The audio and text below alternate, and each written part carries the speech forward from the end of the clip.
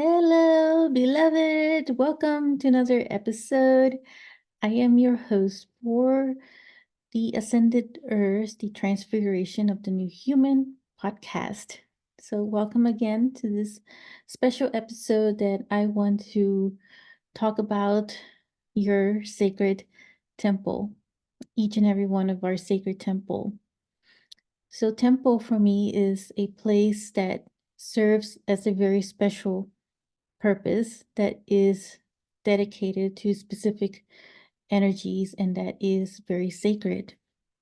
And our physical body is very much like a temple. It is a sacred temple that houses our soul, and our soul, which is universal and is very multidimensional. And so it is in connection directly to source and all that is. Temples have always existed since ancient times through the many ancient civilizations like Lemuria, Atlantis, and in other ancient civilizations like in India. And it has, also been known to have many temples throughout the galaxy of these other planets from our star family, which we all carry, seeds of the star family within our own DNA. And so they are all around. And from my own remembrance and experience of my reawakened, resurrected high priestess within myself of the Lemurian aspect that I am, I remember all the temples that were where I served in different capacities. And some of these were in the water, in the sky, on the land, and even in different dimensional spaces. And in many of the vortex and etheric cities above sacred sites, there also exist other temples as well. Temples that are not necessarily seen through your naked eye, but are seen through your third eye. And so these are temples that still exist everywhere. And we see in a lot of like other ancient civilizations like ancient Egypt, where some of those remnants of temples still exist. And those temples still hold a lot of energy in them. And pyramids, in some way, are somewhat of a temple as well. And so, my experience in having visited many of these temples, like in Egypt, the remnants of these temples still contain a lot of energy. And I remember seeing many different orbs in some of them. And they always felt very alive to me every time I would visit them. And so they do hold the energy of, whatever the sacredness that went on, and there's certain ceremonies and rituals that occurred. And in many of my instances, I would take a lot of my clients and students to many different temples in the different galactic systems and different planets through our own astral body and even through remote viewing. And so in my own remote viewing, I do see some of these temples and very, highly decorated, made of crystal and luminous, very luminous type temples. And even in within the earth itself, like in advanced civilizations that still exist now, like Tellus, underneath, certain underneath the mountain, especially Mount Shasta, they do have temples and pyramids still, built there. And so a lot of these temples do ritualistically and ceremonially are, meant to help the energies on, in the universe, most of all, but when they are also here on the earth, they help with the grid system and the ley lines. And of course, the universe also has ley lines and grid system as well. So everything is all interconnected within the universe. And so these energies, serve for a great purpose. And so as such, our body, our human body, also has grid systems and ley lines. And our sacred sites are vortex energy centers are our chakra points, just like the earth. And so we can consider our body to be a temple as well, a sacred temple that houses our soul, which is that divine expression of ourselves and our divine expression of all that is of the universe within us. And so serving as a channeling point as well, because these temples were also meant for channeling and housing that divinity as well, of very specific energies. And so in most instances, the temples within the earth were associated to the cardinal directions of like north, south, east, and west. And a lot of the indigenous tribes still use these cardinal directions as well for a lot of their ceremonies and rituals that they typically do like outdoors, but they kind of create like their own temple in a way, but it is more like not in a different way that is more open type temple. I remember in one of my hypnosis, actually regression experiences that I had, um, where I went back to Lemuria. And in that experience, I remember going in a temple and actually working in the temple. And in that temple, I was it was known as a temple for the timelines. And so what I would do in service was to keep those timelines in balance.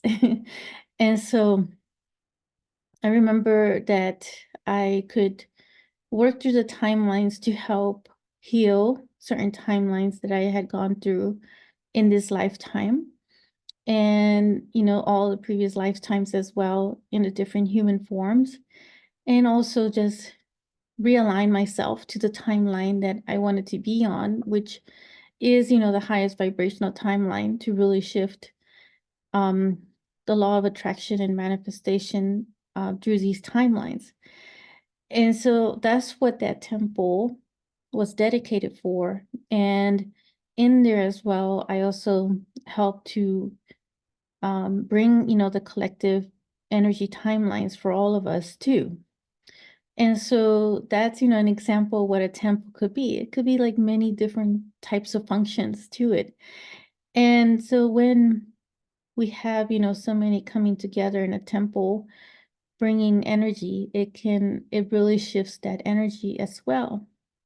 So we also have, within ourselves that our temple, which is our physical body housing our soul, can also work with those timelines within ourselves and have multifunction, like multidimensional selves and other aspects of ourself, and really integrating and aligning ourselves with all those aspects within ourselves too. And so a lot of those aspects are like our um, higher self, right? And also including our I am presence and our emotional body, our mental body, and our auric field, our light body. There are so many, right, to integrate, as well as our Atman, and the Atman, which is known as the universal self, or the individual soul that resides within the universal self. So that is, a higher aspect of our own divinity, and in some ways, and also our divine will that we integrate as one within ourselves and harmonize and balance ourselves in that way. And that's how we build on our own sacred temple, is the unity of all those, and really doing our own ceremonial ritualistic aspects to make ourselves sacred in that way, harmonized and balanced. So if we look at the cardinal directions, right, for ourselves, we could say that the east is the head, the upper chakras, And I would say it includes the throat chakra and above, and the chakras above, right? Like the third eye, the crown chakra, as well as like all the other chakra points that are associated to the major chakras. And the west, oh, and the east, which symbolizes illumination and enlightenment. And it is where the sun rises, where there is a lot of energy also that is coming in from the east.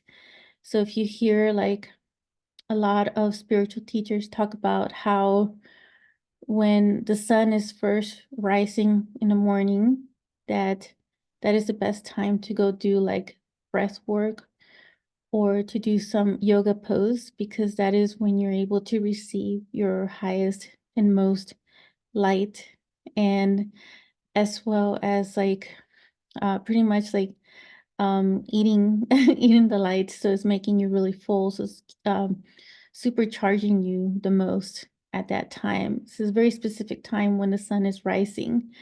And I've even had like heard from other spiritual gurus and who have like very specific mantras they use during that time. And that's what a lot of the immortals have used to keep themselves immortal and also regenerative. Um, so the east itself, when the sun is rising at that first instance of that powerful light, it is something very powerful for us to receive, to feed on. So that's why, I feel like the east is associated to our upper chakras, which is in connection to that um, powerful energy, which is, what we consider to be channeling. So it's receiving a lot of download of information and enlightenment and illumination in that moment. The west I consider to be associated to the lower chakras. And I feel like it's more like the solar plexus as well as the sacral and the root, the earth star. And the west is where the sun sets.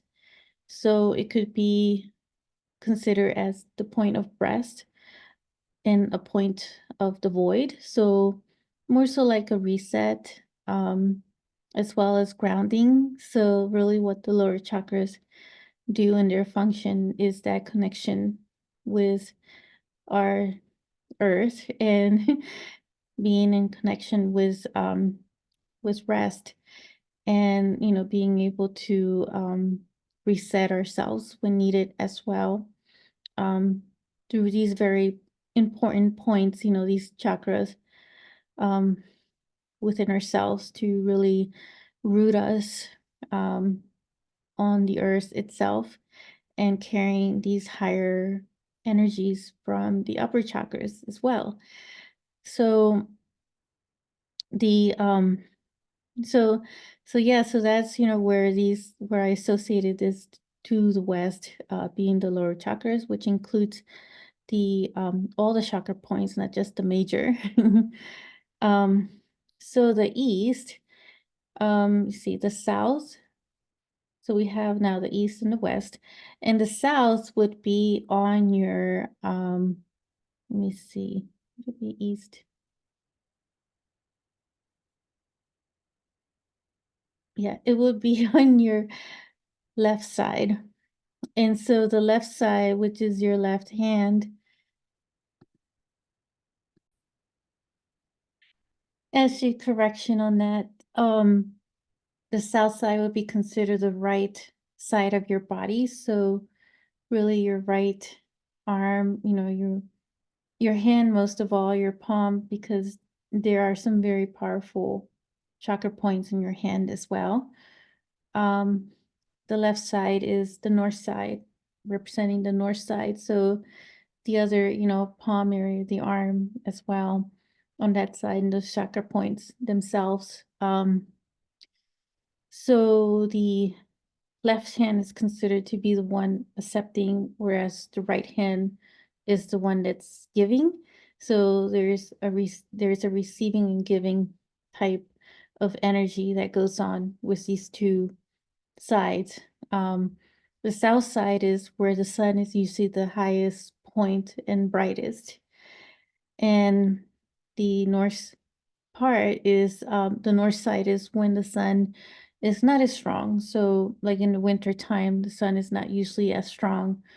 Um, so, doesn't mean there's anything wrong with it. It's just a symbolism, representation that I'm associating it to our body.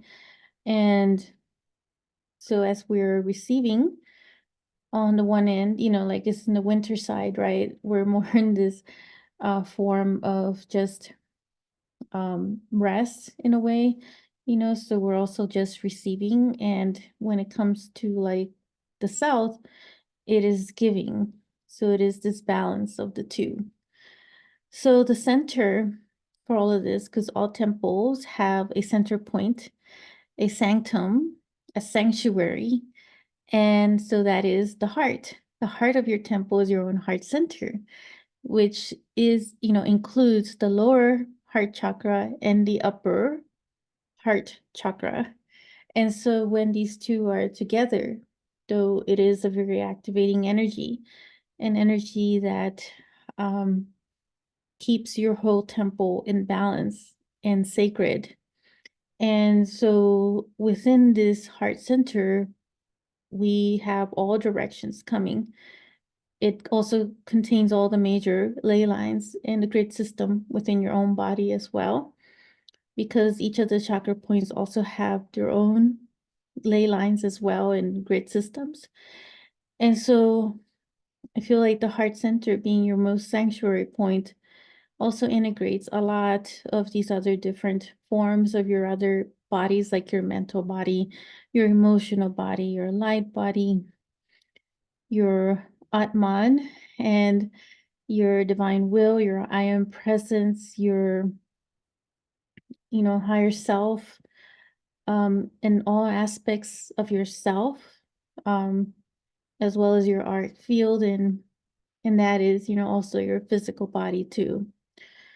So that is, just something for us to just be aware as we are, taking care of our bodies, because it is of utmost importance, especially during this ascension, to be really taking care of your body in every way, and to keep it at its highest health in food and drinks, and even like information that we're eating, and what we're feeding our body through all those forms, as well as getting plenty of rest and just keeping it well balanced to help us navigate through these intense energies, especially with the eclipse season that we're in right now, of really high intensity. And not only the astrological events like the eclipse, but also the major solar flares that we've been having. When the last one, the lunar eclipse that we just had during the full moon, end of March, included several, I believe a couple of X-class solar flares, and also a CME, which was like this major like coronal like mass energy of um energy that came from the sun, which was more intense, than the X class. And so in a way, I feel like there was some kind of crown activation as well with that. Um, and so our bodies are really receiving a lot of this electromagnetic radiation from the sun, and also from the earth. The earth is receiving, and that's why a lot of her like heartbeat resonance has also been spiking really high. And we also have that Schumann resonance within ourselves. So we will be feeling all forms of energy mixture. And so our balance and harmony is so important for that reason. And I'll just share, a quick technique to help integrate yourself if you ever feel yourself out of balance, like maybe feeling too emotional or feeling too mental. but just integrating all those components of yourself. And it's just a very simple technique of just saying it and just putting the intention there and just feeling it within yourself. And that is, I now integrate my emotional body, my mental body, my physical body, my I am presence, my Atman, my higher self, my divine will, my auric field, and all aspects of myself. And we are one, we are harmonized, and I am balanced. And you can do that as often as you like. It's a very simple technique to try as you integrate yourself and feeling, if you're feeling a bit split from all these energies going on right now. You're not alone, but just do the best you can to get through it and treat your body with the highest and utmost sacredness, because you are sacred and holy in every way. And now that we're in this like holy season as well of the holidays, um, it was so appropriate to share this message of your sacred temple, the sacred temple of who you are, because you house the divinity within yourself. And there is that phrase, from India that many say, and it's namaste, which is I bow to the divinity within you. So I will leave you with that. Namaste.